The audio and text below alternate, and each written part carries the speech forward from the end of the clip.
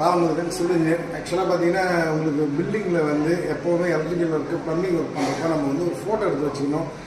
இன்னொரு படி மேலே போய்ட்டு என்னென்னா நம்ம ரூஃப்லேருந்து எவ்வளோ ஹைட்டில் இந்த பைப்லைன் போகுது, இல்லை ஃப்ளோரிங்லேருந்து எவ்வளோ ஹைட்டில் இந்த பைப்லைன் போகுதுன்றதை நம்ம மார்க் பண்ணி வச்சுக்கிறது நல்லது.